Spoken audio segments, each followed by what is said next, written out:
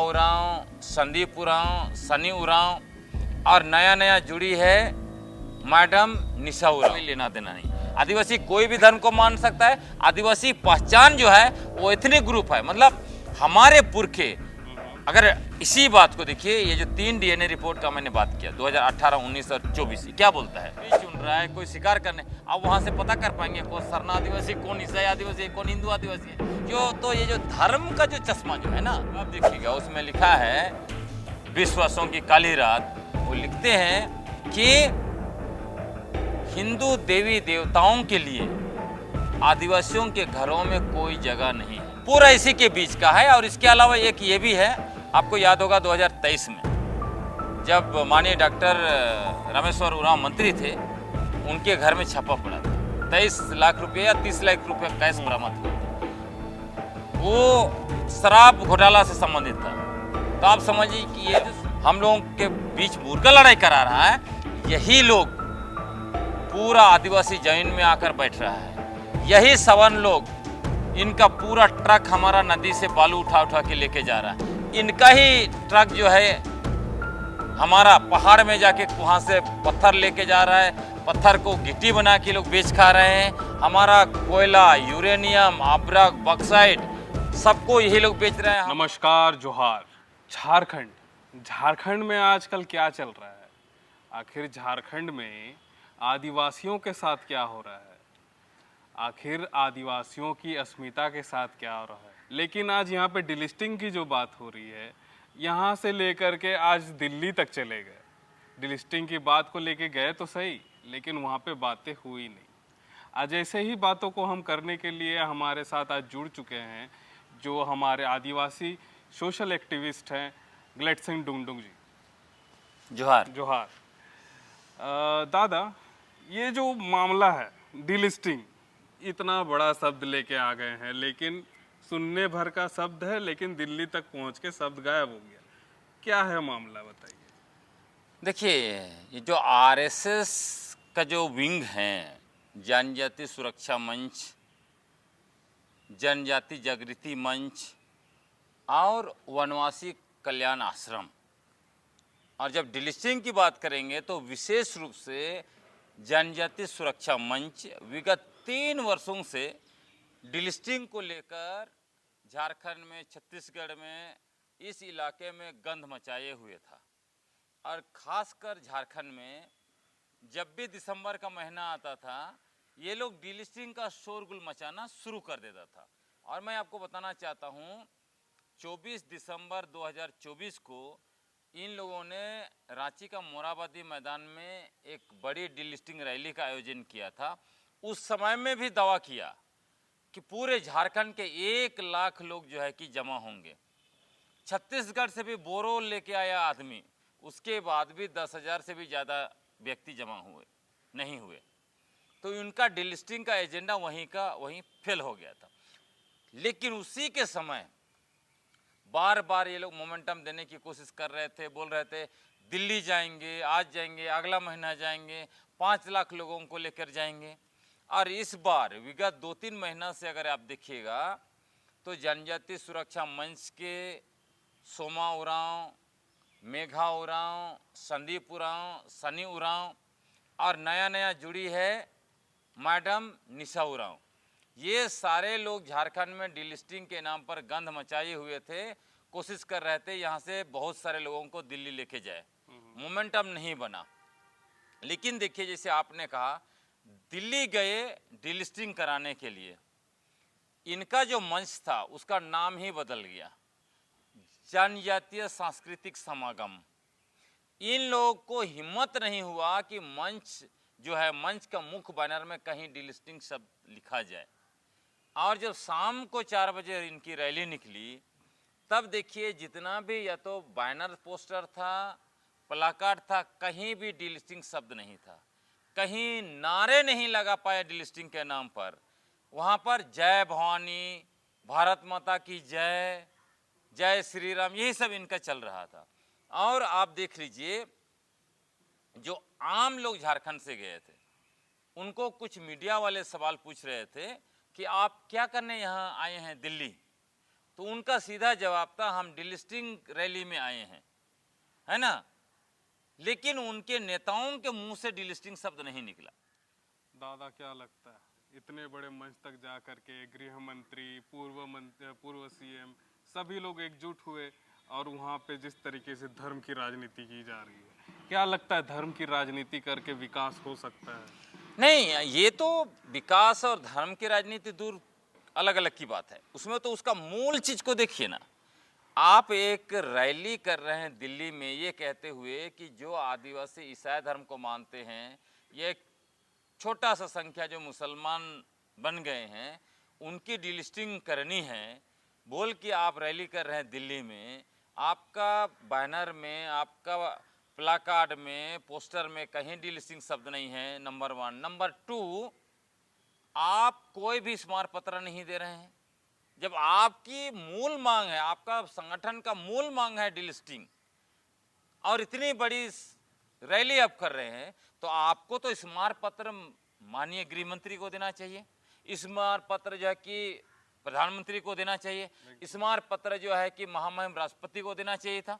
इसीलिए मैं कह रहा हूँ ये शुद्ध रूप से धोखेबाजी है। और जहाँ तक आपने कहा धर्म की राजनीति, यदि बीजेपी का पूरा इतिहास आप देख लीजिए 1980 से अब तक का, या उससे पहले जनसंघ और आरएसएस का 100 साल का, बिना धर्म का ये लोग राजनीति नहीं कर सकते हैं। जहां हिंदू और मुसलमान बहुल क्षेत्र है, वहां पे वो लोग मुसलमान और हिंदू के नाम से आपस में लड़ाते हैं। वहां नैरेटिव बनाते हैं कि हिंदू खतरे में है। आप समझ लीजिए, जब मुगल का शासनकाल था देश में, मुगल के ज़माने में तो यहाँ हिंदू खतरे में नहीं थे।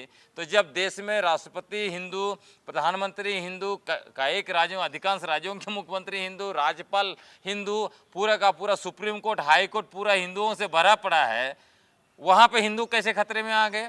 तो ये बेवकूफ़ बनाने के लिए ऐसे नैरेटिव बनाते हैं, बेबुनियाद नैरेटिव, झूठा नैरेटिव, फर्जी नैरेटिव। उसी तरह जो आदिवासी इलाके हैं वहाँ पे सरना ईसाई के नाम पर, डिलिस्टिंग के नाम पर, धर्मांतरण के नाम पर नफरत लोग फैलाते हैं। आप देखिए केंद्रीय गृह मंत्री ने कहा, क्या कहा? धर्मांतरण लोभ लालच से, डर से, धमकी से नहीं होना चाहिए। सच्चाई क्या है पूरे देश में धर्मांतरण का? धर्मांतरण का सच्चाई यही है कि देश में वर्ण और जाति के नाम पर, नस्ल के नाम पर, लिंग के नाम पर इतना ज़्यादा भेदभाव होता है, और इसीलिए इस देश में जो है कि धर्मांतरण हुआ है।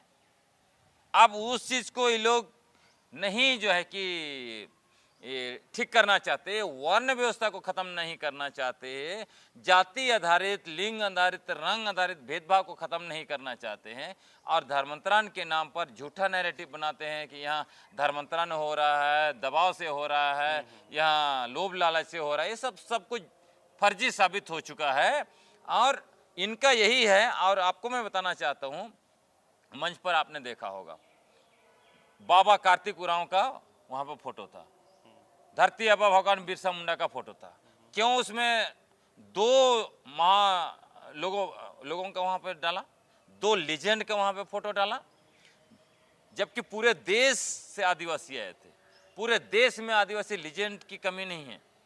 इसका इशारा साफ है कि वो झारखंड को लोग कब्जा करना चाहते हैं। इसको धर्म के नाम पे नफरत का आग में झोंक के सत्ता हासिल करना ये लोग चाहते हैं। और इसमें सबसे बड़ी बात मैं ये कहना चाहूँगा कि इन लोगों ने ना सिर्फ आम आदिवासियों को धोखा दिया, डिलिस्टिंग के नाम पर ले गए और डिलिस्टिंग पर कोई चर्चा नहीं हुई, बल्कि बाबा कार्तिक उरांव को भी धोखा दिया। ये लोग क्या नारा लगा रहे थे? बाबा कार्तिक उरांव का सपना हम दिल्ली में साकार करेंगे। तो वहाँ तो बाबा कार्तिक उरांव का सपना क्या, वहाँ आप सपना पर बात भी नहीं कर पाए। तो ये बाबा कार्तिक उरांव को भी उनके तस्वीर के सामने धोखा देना, अपमानित करने जैसा है। दादा 2 करोड़ आदिवासी गए थे पूरे हमारे देश से, 2 करोड़ आदिवासी वहाँ पे पहुँचने के बावजूद भी वहाँ पर एक बार भी डिलिस्टिंग की बात नहीं हुई। उल्टा बात हुआ क्या? वनवासी शब्द, क्या वनवासी हैं? देखिए उसमें 2 करोड़ नहीं, 1 लाख भी पहुंचा कि नहीं। अखबारों में जो लिखा गया वो तो कहा गया कि 1000 में कहा गया, जो भी था, लेकिन लोग गए थे। आपने सही बात कही। असल में ये जो जनजातीय सांस्कृतिक समागम जो कहा गया, बनाया गया, उस समागम में हम आदिवासियों के मूल आदिवासी पहचान को नेस्तनाबूद करते हुए आदिवासियों को वनवासी घोषित किया गया है। आदिवासियों को वनवासी घोषित करना आज के समय में आदिवासियों को गाली देना है। ये लोग सबसे पहले आदिवासियों का इतिहास को समझने की कोशिश किया। जो भी आरएसएस आदिवासी इलाके में जब 1952 में वनवासी कल्याण आश्रम खोला, तब तक ये लोग समझ गए थे। और आपको याद होगा ठक्कर बापा, जो गांधी जी का दाहिना हाथ माना जाता था, ठक्कर बापा के द्वारा पूरे आदिवासी इलाके को समझने की कोशिश की गई आरएसएस के द्वारा। उसके बाद ठक्कर बापा ने बालाजी देशपांडे के साथ मिलकर जसपुर में वनवासी कल्याण आश्रम खोला 1952 में, और वहाँ से मुहिम छेड़ा गया। इनको यह समझ था कि आदिवासी एकजुट हैं, इसीलिए ब्रिटिश हुकूमत के खिलाफ 180 साल तक लड़ाई लड़ पाए। हजारों लोग जो है कि बलिदान दिए, लेकिन पीछे नहीं हटे। तो ये लोग, इनके खिलाफ लड़ना आसान नहीं है। तो क्या करना है, इनको धर्म के नाम पर तोड़ो। इनको तोड़ना है तो इनको समुदाय के नाम पर भी जल्दी हम तोड़ नहीं सकते हैं। थोड़ा बहुत हो सकता है उरांव, मुंडा, खड़िया बोलकर, पार्टियों के नाम से भी थोड़ा बहुत टूट हो सकती है, लेकिन धर्म के नाम पर आदिवासियों को सॉलिड रूप से अलग किया जा सकता है। इसीलिए ये जो आरएसएस ने कई संगठन बनाया, जैसे वनवासी कल्याण आश्रम के बाद जनजाति सुरक्षा मंच, जैसे जनजाति जागृति मंच जैसे संगठन, जाजा के आदिवासियों को, खासकर सरना आदिवासी और जो हिंदू धर्म को मानते हैं उन आदिवासियों के कान में भरने लगा ये लोग कि आरक्षण का लाभ ईसाई आदिवासी ले रहे हैं, जबकि सच्चाई नहीं है। सच्चाई आपको देखिएगा, अगर आरक्षण का आदिवासी है कि नहीं है। धरती आबा भगवान बिरसा मुंडा खुद ईसाई धर्म को त्यागा, सनातन हिंदू धर्म को त्यागा, बोंगा पूजा को त्यागा, बलि प्रथा को त्यागा, सरना धर्म को त्यागा, और उन्होंने खुद जो है कि बिरसाई धर्म बनाया। तो क्या आदिवासी हैं कि नहीं है। इधर टाना भगत लोग ना मूर्ति पूजा करता है, ना मुर्गा पूजा करता है, ना जो है कि हरिया करता है, वो आदिवासी है कि नहीं है। तो मूल बात यह है कि आदिवासी का धर्म से कोई लेना देना नहीं। आदिवासी कोई भी धर्म को मान सकता है। आदिवासी पहचान जो है वो एथनिक ग्रुप है, मतलब हमारे पुरखे। अगर इसी बात को देखिए, ये जो 3 डीएनए रिपोर्ट का मैंने बात किया 2018, 19 और 24, क्या बोलता है। यहाँ जो सबसे पहले रह रहे थे वो आदिवासी हंटर और गैदरर थे, मतलब शिकार करने वाले और कानमूल फल फूल चुनकर खा के अपना जिंदा रहने वाले, अपनी आजीविका को बरकरार रखने वाले, खुद को जिंदा रखने वाले। तो जो भी उनके वंशज है, शिकारी और संग्रहकर्ता के वंशज है, आज वही आदिवासी। आज आप चले जाइए ना जंगल में, आप खुद देखे होंगे, कोई महुआ चुन रहा है, कोई कारिल पुटू खुखरी चुन रहा है, कोई शिकार करने, आप वहां से पता कर पाएंगे कौन सरना आदिवासी, कौन ईसाई आदिवासी है, कौन हिंदू आदिवासी है। क्यों, तो ये जो धर्म का जो चश्मा जो है ना, धार्मिक आइडेंटिटी आरएसएस ने जबरन हमारे ऊपर थोपा। ठीक उसी तरह जिस तरह से धर्मांतरण का मुद्दा, डिलिस्टिंग का मुद्दा, आरक्षण का मुद्दा, ये हमारे मुद्दे नहीं है, ये आरएसएस के मुद्दे हैं जो हमारे ऊपर थोपे गए। हमारे मुद्दे क्या है, आदिवासी पहचान। आप देखिए उसमें लिखा है विश्वासों की काली रात, वो लिखते हैं कि हिंदू देवी देवताओं के लिए आदिवासियों के घरों में कोई जगह नहीं है। आदिवासी प्राकृतिक पूजक हैं और हिंदू ईश्वरवादी हैं, ये उनके शब्द हैं, वाक्य हैं। तो आप अगर बाबा कार्तिक उरांव को मानते हैं तो वो तो साफ कह रहे हैं कि आदिवासी हिंदू नहीं है। तो आप इधर कार्तिक बाबा को ही मानेंगे, दूसरी तरफ कहेंगे सरना सनातन एक है। आप इधर डॉक्टर रामेश्वर उरांव वो कहते हैं कि आदिवासी प्राकृतिक पूजक है, हम ईश्वरवादी नहीं है, सेम लाइन कर रहे हैं। हमारा सरना को छोड़ के कोई दूसरा धर्म नहीं है, हम हिंदू नहीं है, और उनकी बेटी बोलती है सरना सनातन एक है। आपने कहा कि मकसद क्या है, तो मकसद तो यही दिखाई पड़ता है कि 2029 में चुनाव की तैयारी कर रही है मैडम लोहरदगा से, तो बीजेपी और आरएसएस को खुश करेगी, तभी तो जो है कि उनको टिकट मिलेगा, नहीं तो टिकट नहीं मिल सकता। ये जो शराब घोटाला में इतना 30 लाख रुपया कैश बरामद हुआ, उस पर कोई एफआईआर नहीं हुआ, आगे क्या हुआ? तो ऐसे लगता है कि पिताजी और भाई, पिता और भाई प्रेम गलत नहीं है, उनको भी एक तरफ बचाना, दूसरी तरफ टिकट भी लेना। चूंकि आप ऐसा समझ में आ रहा है, लोग कह रहे हैं कि माननीय डॉक्टर रामेश्वर उरांव चुनाव आप नहीं लड़ना चाहते हैं, तो उनको अपना विरासत को बढ़ाना है, तो लोग किसी और को तो देते नहीं हैं, तो अपने बेटियों को ही वो जगह को फुलफिल कराएंगे। लेकिन मुझे लगता है कि बहुत स्पष्ट है, मैडम निशा उरांव गैर आदिवासी से शादी की है, इसलिए मुझे नहीं लगता है कि वहाँ जब बीजेपी का टिकट लेके जाएगी तो उसको आदिवासी लोग वोट देंगे। इसलिए वोट नहीं देंगे क्योंकि मैडम निशा उरांव ने सरना आदिवासियों का आरक्षण को हकमारी उसने किया है। आप सोचिए, मैं इसलिए हकमारी बोलता हूं, यदि ये आरक्षण के बल पर इतना बड़ा अवसर बनी है, अगर ये एक सरना आदिवासी परिवार में शादी की रहती तो वो सरना आदिवासी परिवार समृद्ध होता, उनके पास गाड़ी, बंगला, बैंक बैलेंस सब कुछ होता, उनके आने वाले बच्चे बड़े स्कूलों में पढ़ते, बड़े अफसर बनते, तो ये कितना बड़ा सरना परिवार समृद्ध होता। उसका हक छीन के वो एक गैर आदिवासी परिवार को समृद्ध बना रही है, तो ये तो सरना आदिवासियों का हकमारी करना हुआ। आप सोचिए कि फिर से सरना आदिवासियों को एक बार सीढ़ी के रूप में उपयोग करते हुए वो विधानसभा में आरक्षित सीट पर बैठना चाहती है, तो क्या इसको सरना आदिवासी उस क्षेत्र के उरांव आदिवासी स्वीकार करेंगे? मुझे नहीं लगता है कि स्वीकार करेंगे, वो लोग वोट देंगे उनको। ये जब आदिवासियों के दिमाग में आ गया तो आदिवासियों ने झारखंड से इनको उखाड़कर फेंक दिया। तब अब इनको लग रहा है दोबारा अगर झारखंड में वापस आना है तो इसी सरना ईसाई डीलिस्टिंग और आदिवासियों को बीच में लड़ाएंगे तभी आएंगे। आपको याद है मुर्गा लड़ाई? मुर्गा लड़ाई आप देखे होंगे, दोनों मुर्गा को गुस्सा दिलाया जाता है, दोनों एक दूसरे को मारते हैं, अंत में क्या होता है? मुर्गा लड़ाने वाला मुर्गा का मीट भी खाता है, पैसा भी जीतता है और दारू भी लेके मजा उड़ाता है। तो उसी तरह जो लोग हम लोग को झारखंड में सरना ईसाई के नाम से हम लोगों के बीच मुर्गा लड़ाई करा रहा है, यही लोग पूरा आदिवासी जमीन में आकर बैठ रहा है। यही सवर्ण लोग, इनका पूरा ट्रक हमारा नदी से बालू उठा उठा के लेके जा रहा है, इनका ही ट्रक जो है हमारा पहाड़ में जाके वहाँ से पत्थर लेके जा रहा है, पत्थर को गिट्टी बना के लोग बेच खा रहे हैं।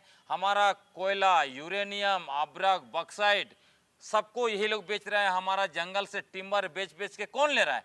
यही स्वर्ण लोग, आर्यों के वंशज, जिनके पुरखे विदेश से आए यहाँ यूरेशिया से, यही लोग हम आदिवासियों को आपस में धर्म के नाम पर, सरना ईसाई के नाम पर लड़ा रहे हैं और हमारा सब कुछ लूट रहे हैं। तो ये आदिवासी देख रहा है, इसलिए अभी देखिएगा आने वाले समय में इनका नैरेटिव नहीं चलने वाला, वो फुस हो जाएगा। ये लोग अपनी राजनीतिक हित, आर्थिक हित, पद और पैसा के लिए आदिवासियों को आपस में लड़ा रहा है। इसलिए मैं कहता हूँ आदिवासी लोगों को आंख खोलना चाहिए, क्योंकि आज हम लोग आपस में लड़ रहे हैं और क्या हो रहा है, हमारी आदिवासी पहचान को वनवासी पहचान में लोग बदल रहे हैं, सरना को सनातन में समाहित कर रहे हैं, इसके अलावा हमारी ज़मीन को गैर आदिवासी ले रहे हैं, हमारा जंगल, खनिज संपदा, पूरा इलाका को कब्जा कर रहे हैं। इसके अलावा हमारी बेटियों को, जितना भी बड़ा बड़ा अफसर बने हमारी बेटी लोग, देखिए कौन शादी कर रहा है, कहीं दुबे, कहीं मिश्रा, कहीं पे जो है कि झा, इसके अलावा बच गया अंसारी खान। मतलब एक तरफ जमाई टोला बन रहा है, एक तरफ कमाई टोला बन रहा है। मतलब हम आदिवासी लोग आपस में लड़ रहे हैं और हमारी रोटी, बेटी, माटी, जंगल, जमीन, आदिवासी पहचान, सरना कोड, कुछ नहीं बच रहा है, हम लोग मिट जाएंगे। यही बात आदिवासियों को समझना है। और जो हम लोगों को आपस में लड़ा रहा है, ये लोग हमारा सब कुछ ले रहा है। और आपको मैं ये भी बताता हूँ, अगर डीलिस्टिंग होता है तो क्या होगा, उसका लाभ किसको मिलेगा? 2 बिलियन की लड़ाई में बंदर मामा सब कुछ लेके जा रहा है। जैसे आप देखिए, 2-4 उदाहरण दे देता हूं। खूंटी का सीट, खूंटी में 7 टर्म कौन एमपी रहे हैं? 35 साल तक कौन एमपी थे? काड़िया मुंडा डीलिस्टिंग का झंडा लेके घूमते हैं। आप सोचिए, जैसे डीलिस्टिंग होगा, खूंटी का लोकसभा और विधानसभा दोनों जनरल हो जाएगा। काड़िया मुंडा का आने वाला कोई भी वंशज जो है वो कभी वहां पर एमएलए और एमपी नहीं बन पाएगा। तो कुल्हाड़ी अपने पैर पर मारे कि नहीं मारे। उसी तरह तोरपा सीट, आपका कोलेबिरा, सिमडेगा सब जनरल हो जाएगा, आपका लोहरदगा भी लोकसभा जनरल हो जाएगा, गुमला जो है कि जनरल हो जाएगा विधानसभा।